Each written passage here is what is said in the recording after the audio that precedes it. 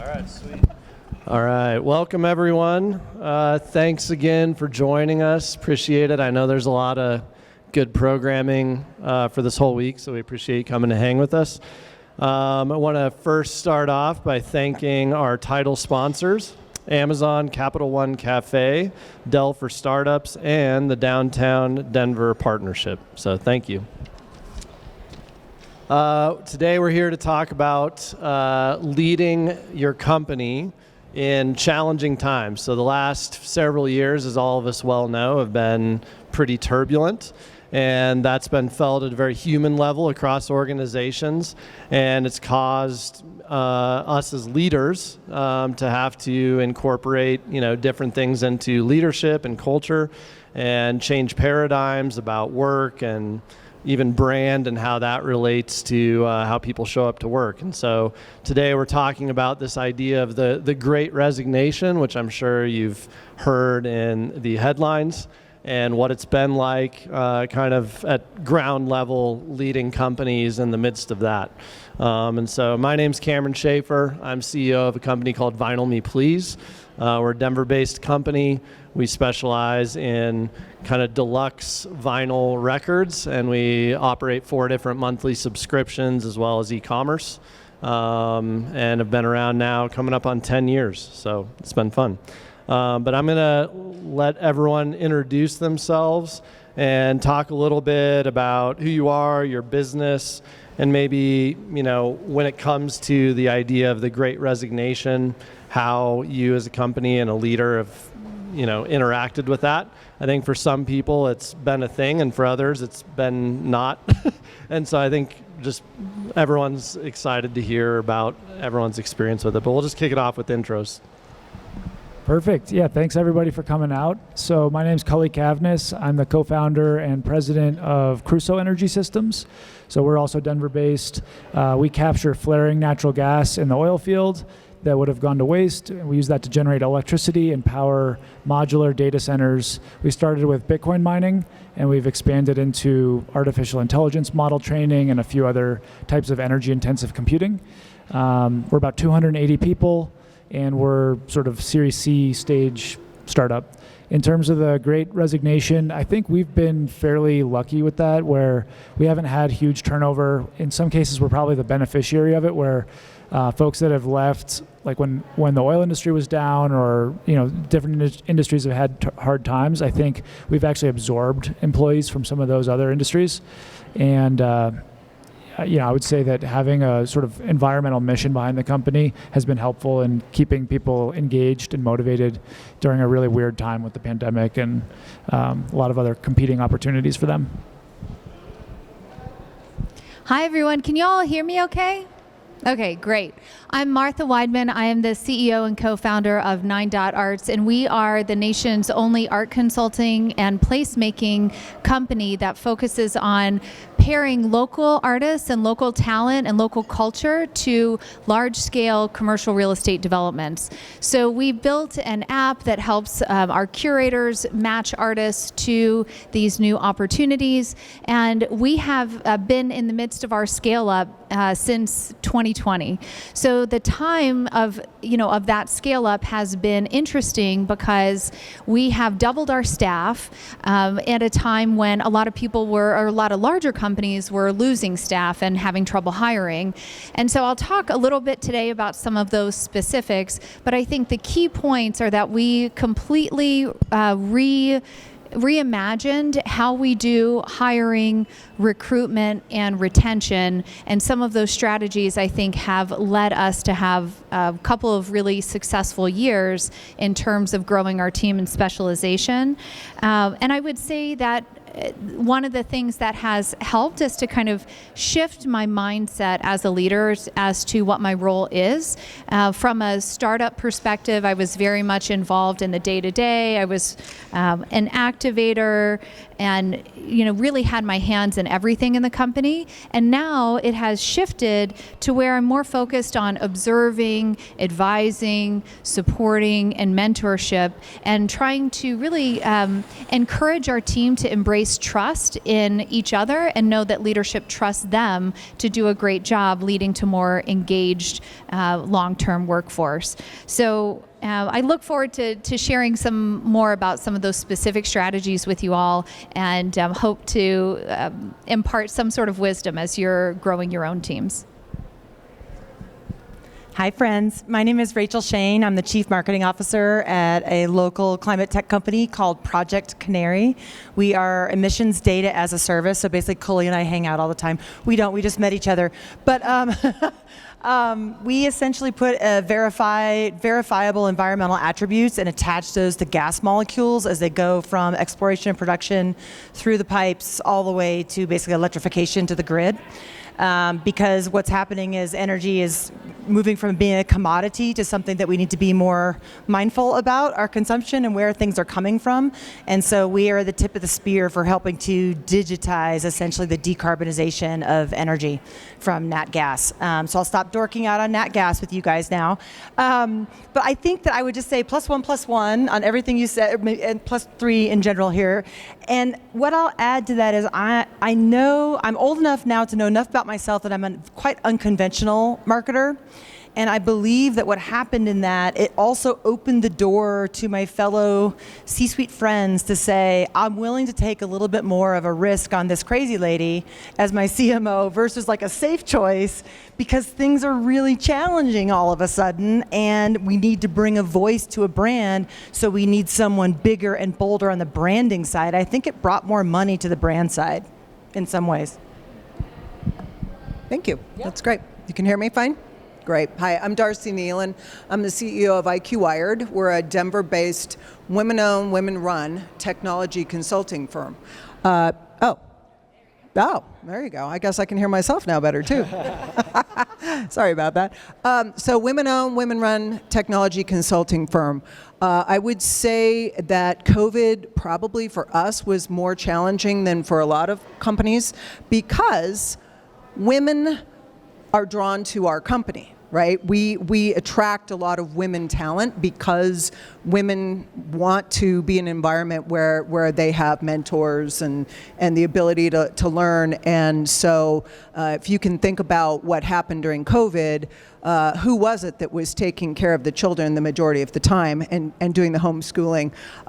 Women. Women were disproportionately affected by COVID as a general rule. And so being a service organization, that presented some challenges for us because we rely on people to have a very broad technical background because of what we're doing. And so we really couldn't have turnover as a result of COVID. And so the Great Resignation was very scary when it began, but I think one of the things that we took out of it was, again, I've always been a big believer in culture. I think as a service organization, there's nothing more important than our people, right? But you've got to make sure that you're meeting people where they are.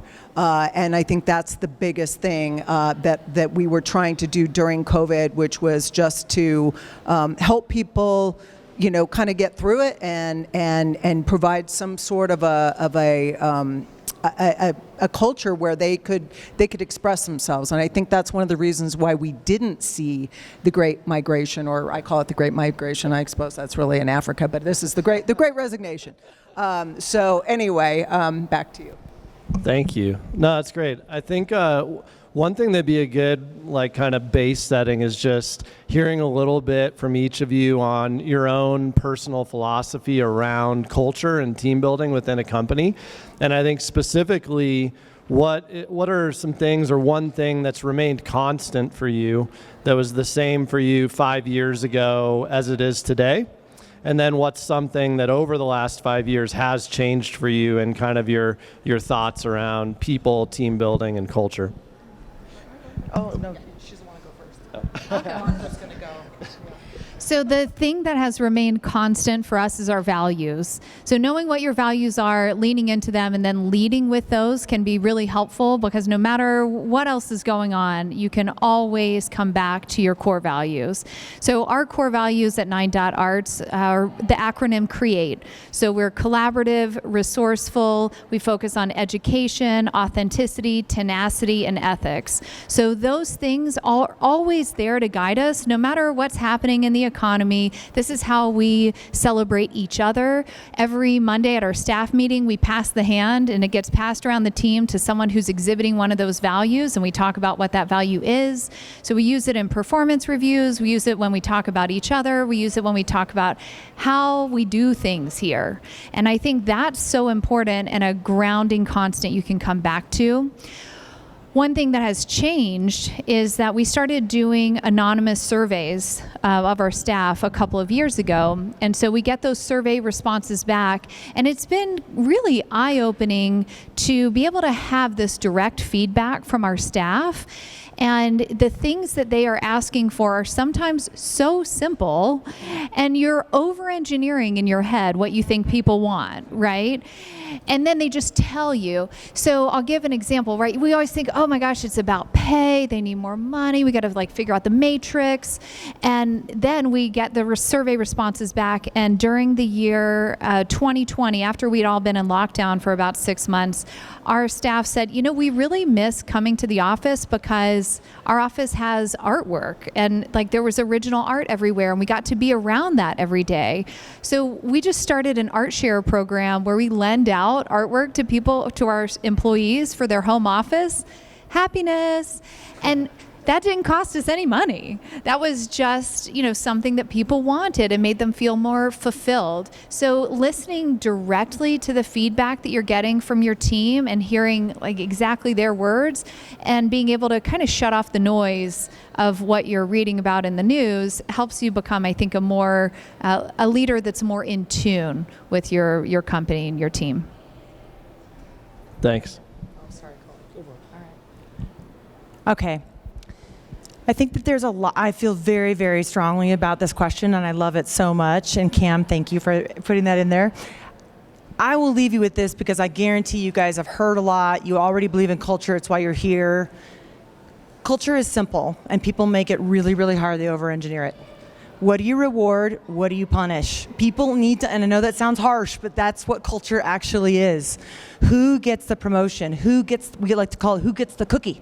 Right? And then who's getting sidelined? You start to understand what the rules are of an organization.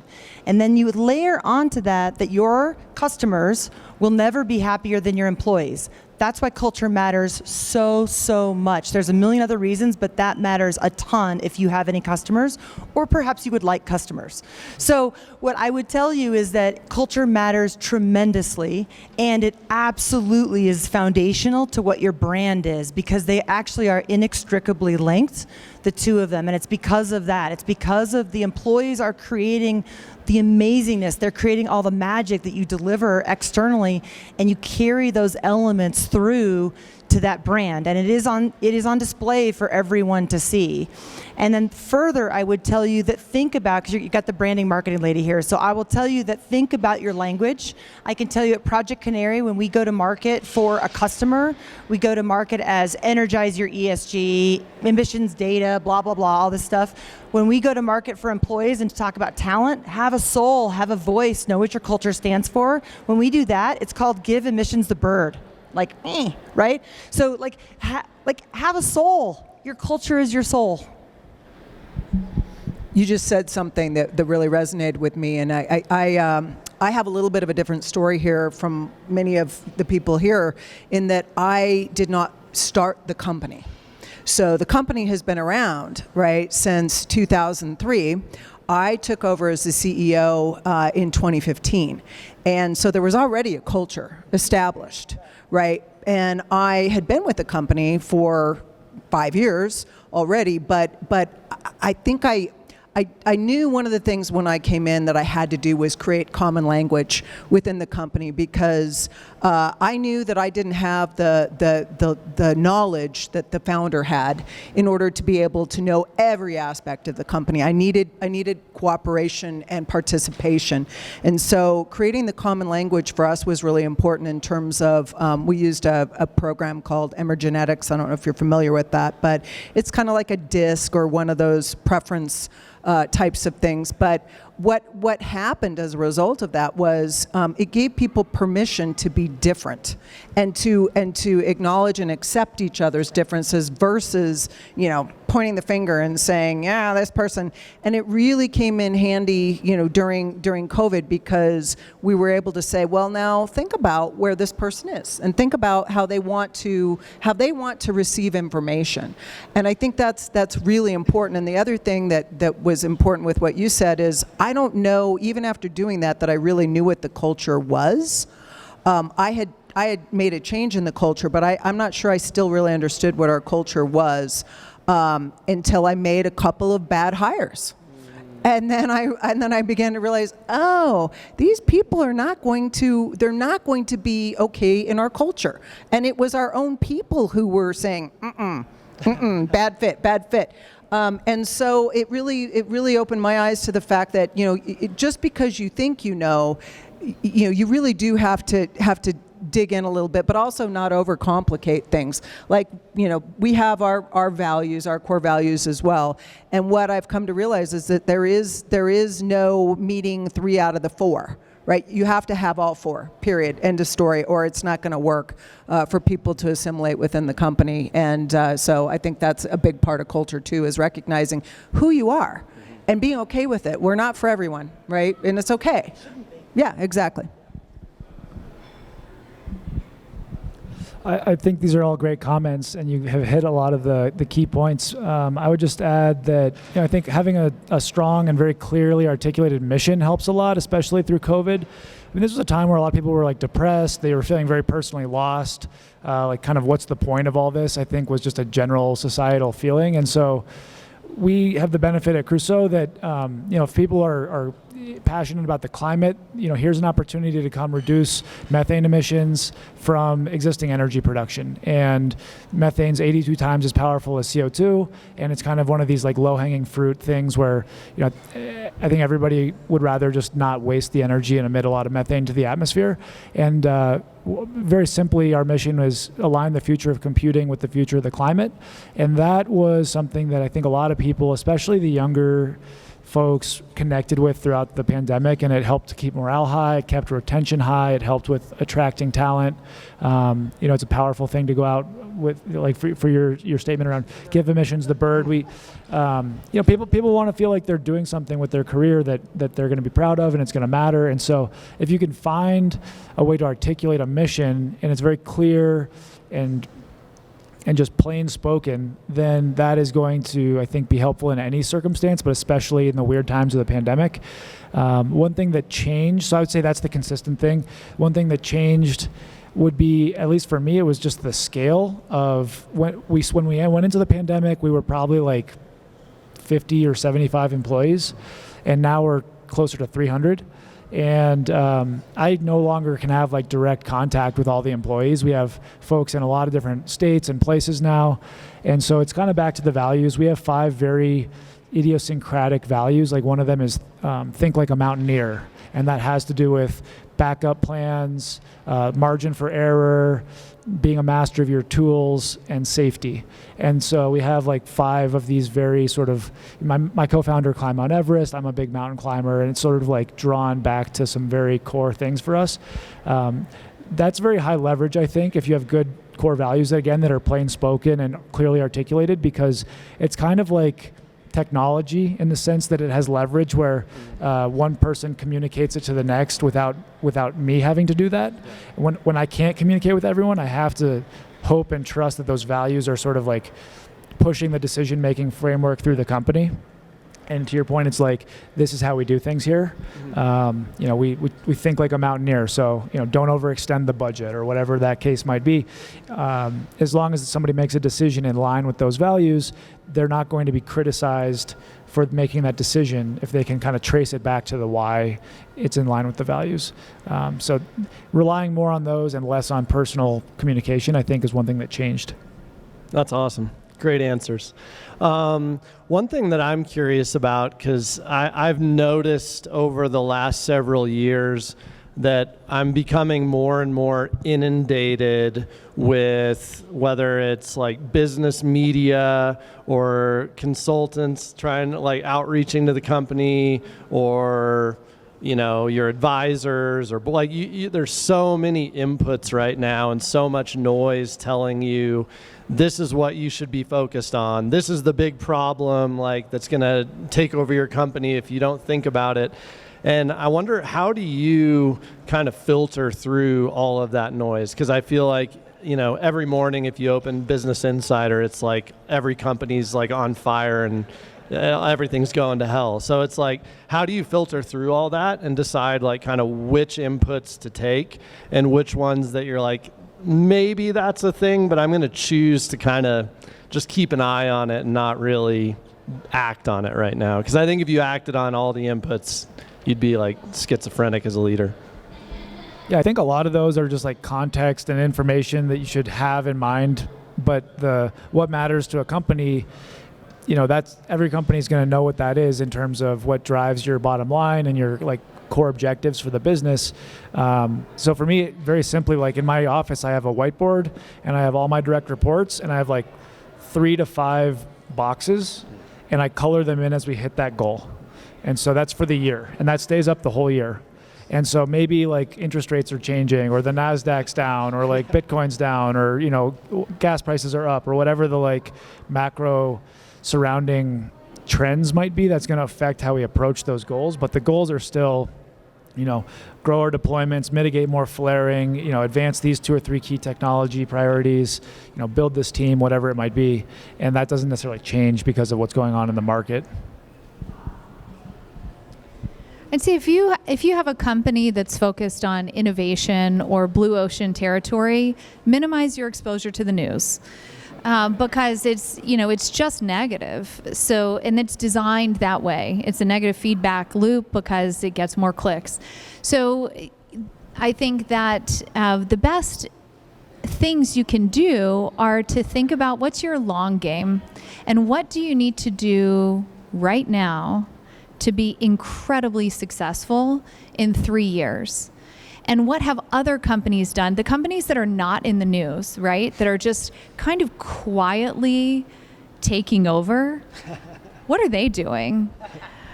And that's what we really tried to focus on, was kind of a quiet takeover the past 3 years. And that, I love that. Yeah.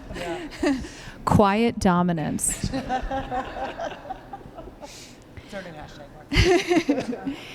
So we focused on what needed to happen in-house. We did a major technology infrastructure overhaul. So if we were a $7 million company in 2020, how are we teeing up to be 30 million? What kind of infrastructure do we need in place to be quadruple the size that we are today?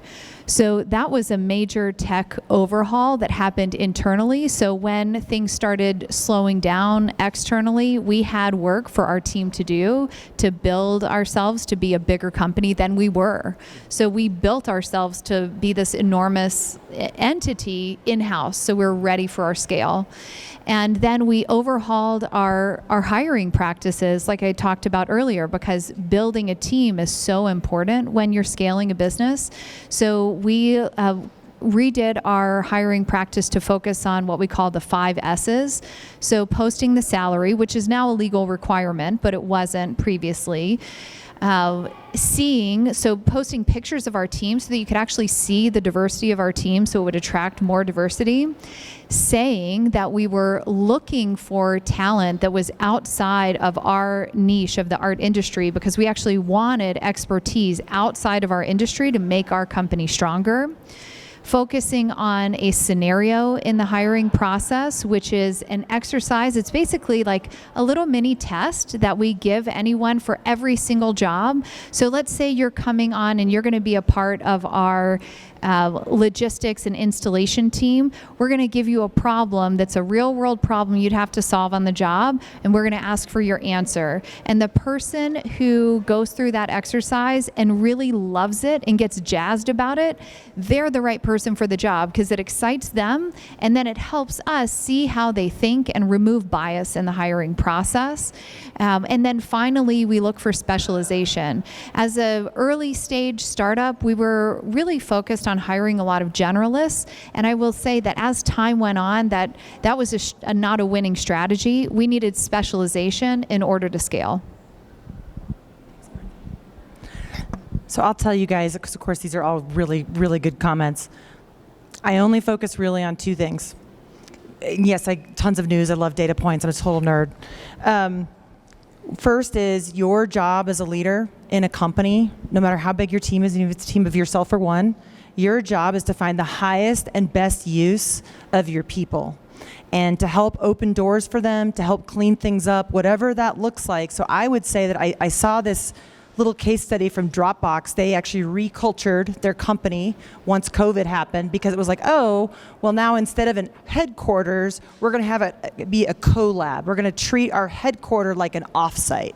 And I'm going to help teach all these managers now how to have high EQ and do all of these things digitally that wasn't a native way of working prior to COVID.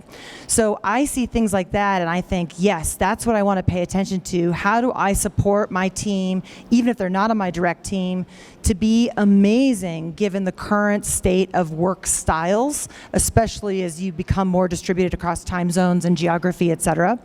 The second thing I do is to try to continue to lean on my amazing husband and my friends, including Kay and the Blackstone team, to remind me that I'm a misfit and there are days where I think, I just want to focus on it this way and I want to do it this way, and I need to stop the self-talk that says well, that's not the way it's done, right? That's not the playbook. That's not what's in Business Insider, right? That type of thing.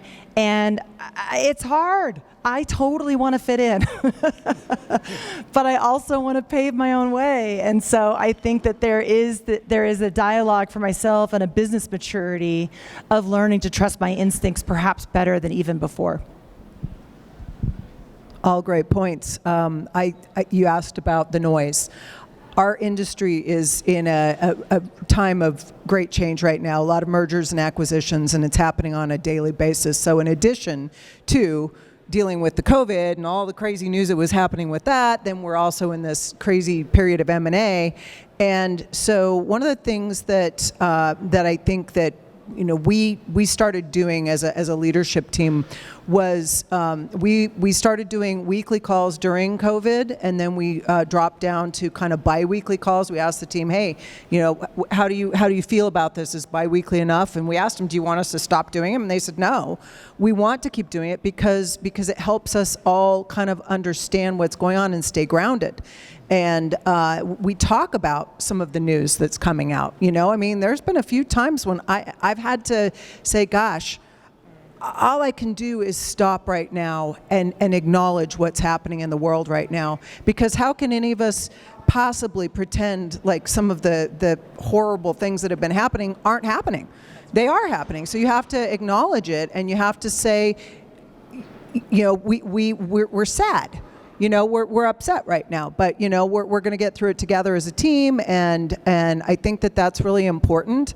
I also think that a lot of people are tempted to change their strategy, right? And you said you'd be schizophrenic if you did that, and I think that's true. We have to kind of commit to our strategies, right? And we have, we go through strategic planning, and every year we do it, and we say, okay, what are we doing? How is this fitting in now with what we thought happened before and what's coming at us? And you kind of have to stay committed to your strategy, but also, understanding that you have to make modifications to it as necessary as well. But, I was in a room recently. It was a crazy roundtable session with a bunch of my peers, and And I had people saying to me, because we're organic, we're an organic growth organization, right? Which is highly unusual in the space these days. And so everybody's trying to scare you into thinking that there's no way you can survive this. You know, you'll need the capital. And I actually was in a room full of men, and they said, you know, size matters.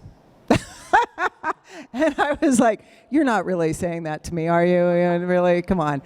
So I had to say, I'm sorry, but you know, size may be beneficial in some ways, but the bottom line is that it's all about the customer experience, right? And I say a customer experience trumps everything else, and I think staying true to that is really important, especially with all the news going on right now, regardless of where it's coming from. Well said. All of you have talked quite a bit about your company's values, and I'm curious, how do you ensure that your employees are individually representing and supporting both your values, but also kind of your unique brand identity? So how do you, and especially, you know, if you're potentially now remote or hybrid, that maybe is more challenging because you're distant. And to your point, Cully, you no longer get to see all of your employees. Like a lot of them you never see. So what do you do to try to ensure that each employee is kind of representing the company and your unique identity? So we, in the middle of COVID, we went fully remote like everybody had to, but as soon as we could, we brought people back into the office at least part of the time. So now we're 3 days in the office, and we do have pretty much everybody hired in a place where they're around one of our warehouses or offices. So there is like connectivity to other people on the team. And so we do Monday, Thursday in the office, and then a third day is optional, whichever day the person wants. So I'd say that helps in terms of just general connectivity. My sense is that employees don't want fully remote because they do want to have some ability to get out of the house, get away from the craziness of the kids, have a structured work environment with their colleagues, and they don't want fully in the office because that feels too rigid. They don't have the ability to be taking care of those like chores and things around the house that have been helpful. So that's just more of like a tactical thing.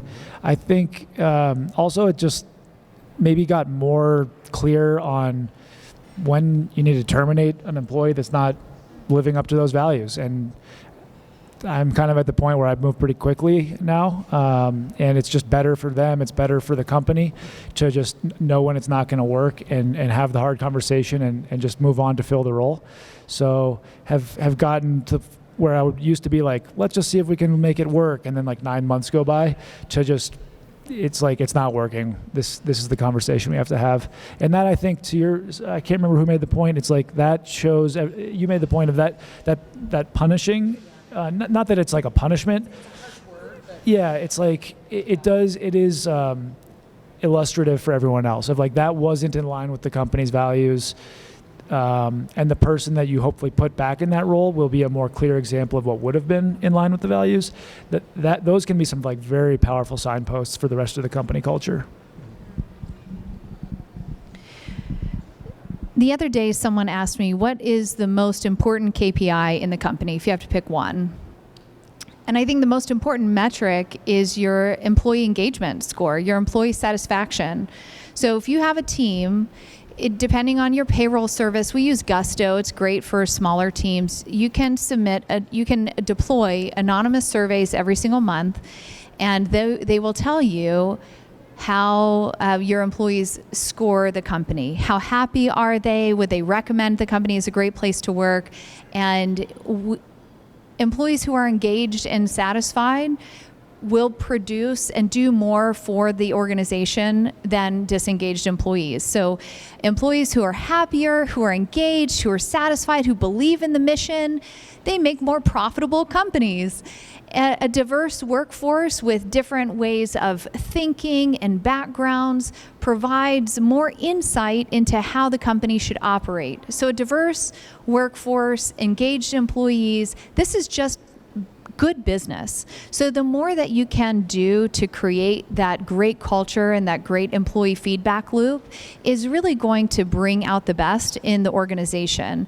And one of the questions that came up is, how do you do that with a staff that's spread out across the country? We've got staff and offices in 5 different cities, and so we have a couple of times a year where we bring the whole team together for retreats and strategic planning sessions. So you've got time when everyone can be together. And same as you, we're focused on hiring in hubs so that when we are hiring, we're doing it strategically and regionally so that no one is an island. And when we have events, when we all go out to see an art exhibit once a month, our teams in each hub do that together. So it's not just the HQ, people in different regions are also engaged in that same event. So I think it's important that you're, culturally inclusive among your workforce in different time zones. And then I think the last piece, and it's tied into what other people here were saying, but it's this self-reinforcing culture. When your culture is in a good place, your team will reinforce it. So if someone is out of bounds or out of line, it'll show up. They'll come to you, or they'll come to their manager, right? And they'll say, like, gosh, it's great to be with this person, but some things aren't working. You've got to have this culture of transparency and a culture of feedback where they're giving feedback upward and sideways and downward. So 360 feedback, and then this self and reinforcing culture where your team is actually hunting out the people that don't fit. And then you become aware of it and just help execute what your amazing team is telling you. I have found that as you end up with different generations, different countries, all those cultures, that there's 2 really key things to sort of scaling culture. And the first is that ELT team, their executive leadership team, you need to know each other. You need to understand who the spouse is, who the kids are, who the dogs are, whatever. You need to know each other and support each other and give each other a literal shoulder to cry on in growth stage companies. This is hard. You need a safety zone like that. And you need to set up a value system that is aligned with the belief system of the founders, of the CEO, of that C-suite. Otherwise, it's a false narrative.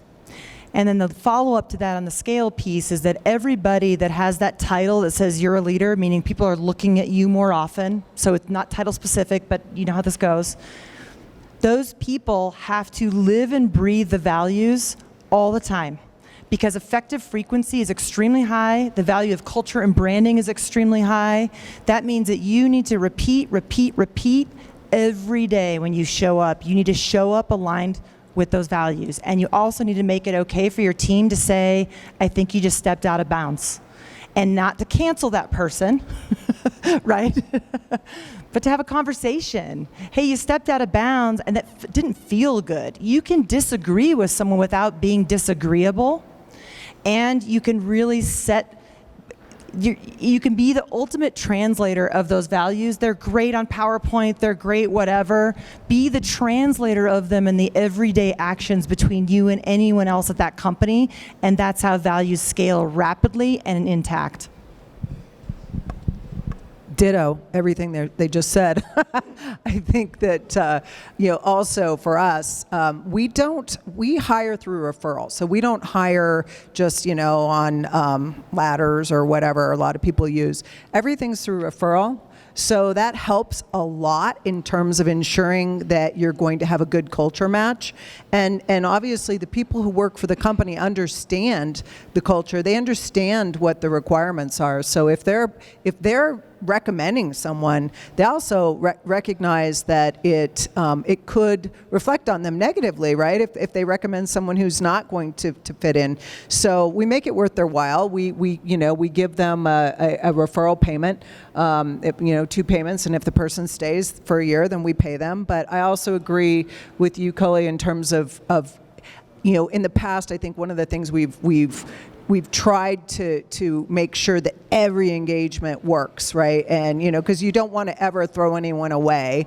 I hate to say that, but it's true. We tend to want to try and force that issue, and surely they're going to work out. And it's like, I've learned, I think, more importantly now, you have to recognize if it's not going to work sooner rather than later, so that to your point, so that they can pursue their passion somewhere else, right? I mean, like I said, we're not a fit for everyone, but I think recognizing what you are and being able to really relate what the culture is, and then it is sort of self-sustaining. The people themselves will make sure that people stay, in line, or if they're out of line, a lot of times we'll say, you can't leave dead bodies in the parking lot.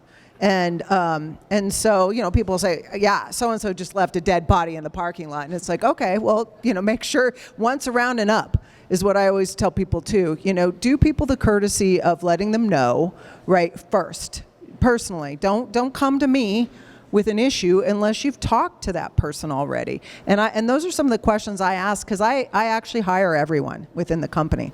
I'm the one who goes through and does the interviews, because culture is so important. And what it does, I think, too, is it lets them know how much I care, right? Because I wouldn't do it. It's very time consuming, trust me, but it's worth it, because if you get the right people, it makes all the difference. Well said. And I'll just add one thing. I know I'm supposed to be just asking questions, but on the removing, people who aren't a good fit, it's interesting because so often I think as a leader, you think like, oh, I'm the only one seeing this, or and lots of times we've had it where we'll fire someone, and you have like a litany of people in the company that are like, finally. Like, so glad that happened. So anyway, I got one more, and then we can open it up for Q&A. So a few of you have recently completed acquisitions, or you're in a place where you're growing, a lot fast. Historically, those actions can lead to turnover. And so how have you successfully navigated integrations with either acquiring or acquirees, or just bring on a lot of people at once? So we have not been through an acquisition, but we have been through a year where we doubled our staff. And so different than what you were describing, I do not interview everyone that gets hired. I trust that our regenerative culture will provide my team the trust and responsibility to hire the people that are right for the team, using our values, using our hiring process.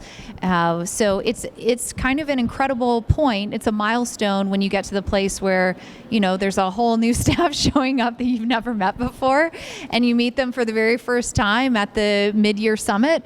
So I think that a big part of growing and scaling and retaining is giving your team the power to make the choices of who are the people that get to walk in the door, and then spreading the word about what's happening, and spreading those networks far and wide into different industries that you might not be expecting, and expanding the pool of who you're going to hire. So looking in different industries, looking for in unexpected places for the team that's going to do the best work for the organization.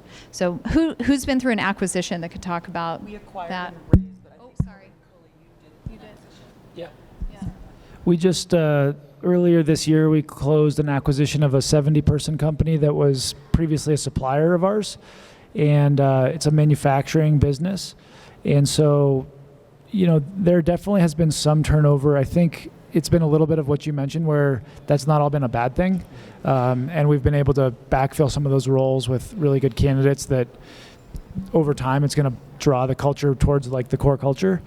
I'm a big fan of this idea of like shocking examples where it creates a story that can be told. Again, stories like kind of like a technology that can just like propagate through a group of people. And so with this business, the shocking example that I sort of did was every week for the first month or so of the integration, I would go and work like a night shift with one of the teams. Like, so I'd like do like welding for like 9 hours until like 1 a.m. with a bunch of guys, or I'd do like wire pulling or something like that. And, you come the next week and everybody's been telling that story of how the president came and was like in fireproof clothes with like the welding hood and like welding metal. And the stories, I think, are very, very effective in those like emergency retention scenarios for just like giving you a couple months to prove it to everybody that they should stay.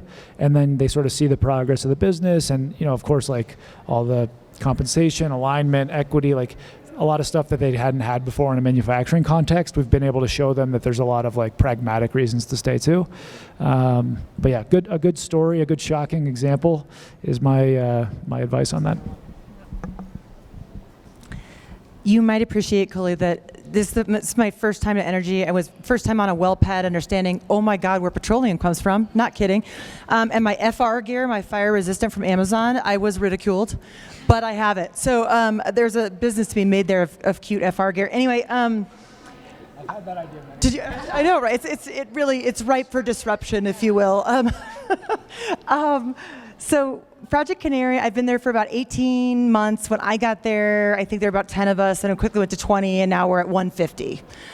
We acquired a technology company about 8 months ago, and we've gone through A round when I joined. We just went to B round earlier this year. We're at 121 million, and what I will tell you is that we make mistakes. And that's what's going to happen. So yes, I love our ENPS score, and they are telling, but when you raise, it is on a high, and then real fast, shit gets hard, and it tanks. So I will tell you that having a sense of humor through all of this, at least in my opinion, even my sweet, sweet engineers and data scientists, you gotta be able to laugh with them because you are going to break things and you're gonna make mistakes. I think that there is a lot of humility in saying, and I've learned this we have a great CEO his name is Chris Romer, and he always says, look, just say the unsaid. And so he'll say, oh yeah, that was a bad decision, wrong decision. So here's what we're gonna do about it. But to have the humility and know that you're building something that hasn't been built before. And I hope you're not following someone else's playbook because it's your company and it's your culture. So humor would be my standard. Agreed. We have not been through an acquisition, but like I said, it's all around me. Everywhere I turn, it's everywhere. And I think I've seen massive turnover with some of our competitors. And I think, there's the tendency for people to think that the grass is greener, always, right? And so I think it's really important to reinforce, and you said this, you've got to tie what you're doing to a higher purpose, right? There's got to be a reason for people to get up every day. What's their motivation? Why are they going to do it? And if you tap into that, I think that helps people. And if they're buying into the M&A, then you're more likely to retain them. They've got to understand what's in it for them, because that's ultimately the question. What's in it for me, right? And that's where we all sort of focus. So I would imagine that that's the key, is making sure that people don't feel left behind and like there's still something in it for them. Wonderful. I think now we're going to move to Q&A. Do we want to give this microphone or? Yeah. Wonderful. Don't rush this thing. All right, here we go. I'm going here. Well, Marcy, the last thing you said is the perfect segue to my question. So when I hear a lot of the buzz about values, what you're really talking about is virtues, and they're kind of interchangeable, so you could go from company to company and the values have a similar. So it seems to me that the real question is getting to the core of what a person's purpose is. And if they have, the real existential awareness that the highest purpose that they can have is becoming a person who has a capacity to love, and that's a conversation I'm looking to hear, and no one is using the four-letter word. But if they are that kind of person, then you would say, okay, this is a person who can fit into my values and ergo make a good culture for me. But purpose isn't really being talked about, and I'm wondering in the hiring process, if that actually is what you're really looking for, that crossroads of what is the core of this human being, and is that a person I want to be in my circle of the company, if that's really what you're getting at.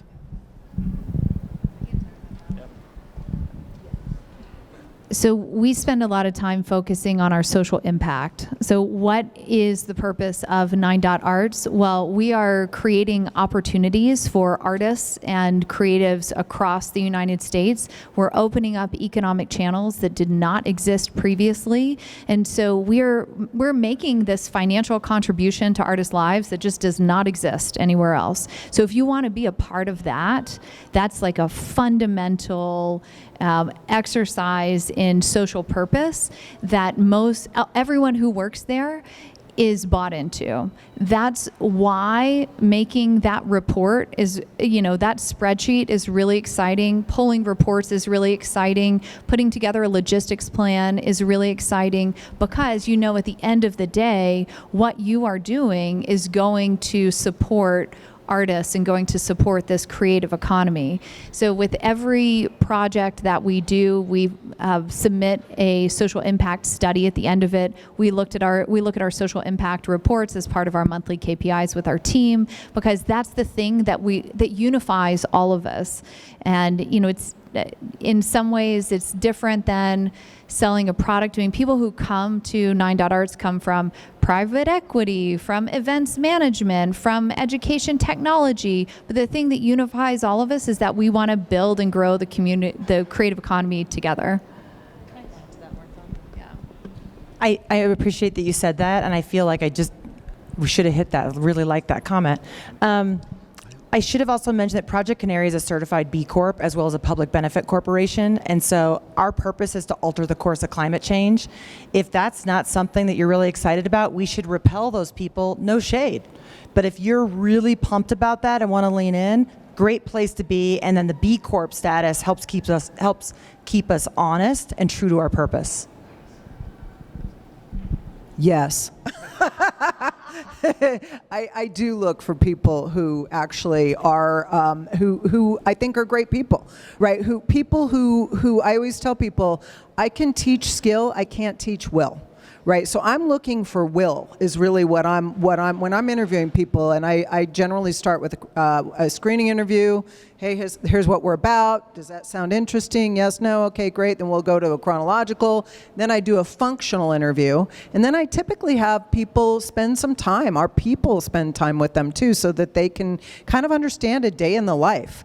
What does it look like? Because unfortunately, some of you are changing the world with what you're doing. We're changing the world through technology. It's not quite as sexy, let's be honest. Well, I mean, methane, yeah.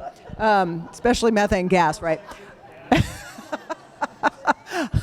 My point is that there's got to be there, but people have to find their passion. I don't care what you're doing. It's about finding your passion and being the best that you can be at whatever it is that you're doing. And when I was doing data entry, one summer at the University of Colorado, all freaking summer, I was like, what am I going to do? How am I going to sustain this 8 hours a day? This is brutal. And then I was like, well, I'm going to be the best data entry person I can be. And I was so fast that people started to be like, hey, you got to slow down a little, honey, because you're making us look bad. And I was like, I'm sorry, but this is the only way I can handle this job. And so I still think those are the kind of people I'm looking for, the people that challenge themselves to be better all the time. And they're unicorns. And when you find them, you better keep them. If we're in the Great Resignation now, or maybe coming to the end of the Great Resignation period now, what do you guys feel like is next, or next after that we should be looking at, so that we don't get caught off guard like many of us did with the Great Resignation? Women in the workforce! I'm sure that's going to be true because of the dynamics you mentioned, which is like all this stay-at-home pressure from COVID is like slowly relieving. So that's definitely like just going to be true statistically, I think. I think we're going to see the unemployment rate increase, and the like leverage between like employer and employee, which was like way skewed to the employee, is maybe going to come back to center. And that could slow attrition rates that could make it a little bit more of a good market to hire in. But I don't know that I have any like profound insights other than that. I think it's just going to be, a little bit, less rapid people leaving and changing jobs, and more hopefully coming back to a little bit of an equilibrium. I'm going to answer one. I'll try.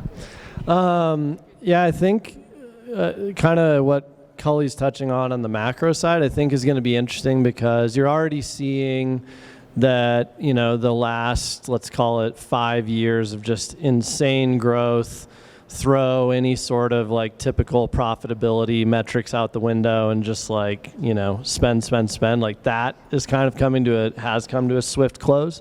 And I think what is interesting is kind of going back to just some fundamental business principles suddenly is becoming like cool again. And I think how that translates to the workforce is, I know within our company, we were already kind of making that transition a few years ago from just kind of high growth into profitability and sustainability. And as a result, when we talk to our team, they're watching, around them, people getting laid off and companies really struggling and having to adjust kind of how they've been doing business. We already had kind of done that a few years ago. And so you feel a sense of relief internally of like, we're really glad now that we slowed down and now like we have kind of all the fundamentals of the business down. And so I think there's a security that our team feels right now where we're like, no, we're good. We're cash flow positive. We're profitable. It's like we don't have to grow 150% year over year. But, if everyone keeps doing what they're doing, like all of us will have jobs next year. So. You guys good? No. All right, Darcy. For me, one of my biggest concerns, honestly, is around finding the next breed, right? The next group that will come in, because let's face it, a lot of people did retire during COVID, and I myself, I'm not getting any younger, so I'm looking for where's that next breed going to come from, and how are we going to create it, and that does keep me up at night. It really does, because again, I can't, as a service company, have turnover. It's too hard, and our customers need what we do, and so making sure that I have a good supply of people that are going to want to do what we do is definitely a concern. But I do think that things have slowed a little bit in terms of the Great Resignation, and I think that, unfortunately, we're probably looking at a little bit of a different situation coming up. From what I'm hearing, word on the street is there's going to be some heavy layoffs at the end of the year, and so I do think we're heading into a different time, and probably the great migration, as I call it, is probably not going to be as prolific. Awesome. Sorry, now I changed my mind, Kay. I can't help it. I think it's quite interesting. We probably also read about quiet quitting. I think that right now you can create a durable value system, and you can put proof to that. So back to being B Corp, Public Benefit Corp. And of course, we're a prove it company. But I believe in a world that it's okay suddenly to debate facts that are quite well established. That proof on your value system, proof that you care about employees, proof that you're flexible, that's who's going to keep their employees, and those employees will not be quietly quitting. Awesome. So I want to thank our panel, and especially Cam, for moderating the panel. Pretty awesome. So I'm Kay Henze. I'm the CEO of the Blackstone Entrepreneurs Network, so I get to work with these amazing and fabulous people. I love you guys. Each and every day, as well as many of our other Denver and Colorado-based scale-up entrepreneurs. So I'll just add one last thing to that last question and their last comments, because I get to work with them each and every day. They're all like being incredibly modest.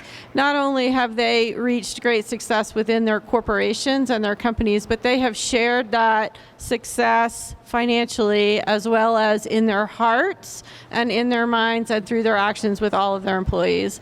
And I think when we were talking about this concept of navigating through the Great Resignation and what comes beyond it, these were the individuals that came to the top of our list because of many of those things, which I think is an important part of the conversation. So thank you all for what you do each and every day and being a part of Ben.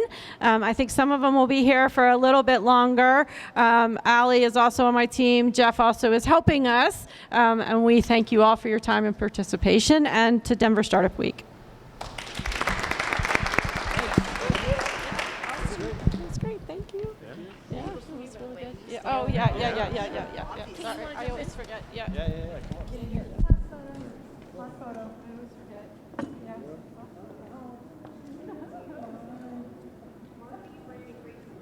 Yeah.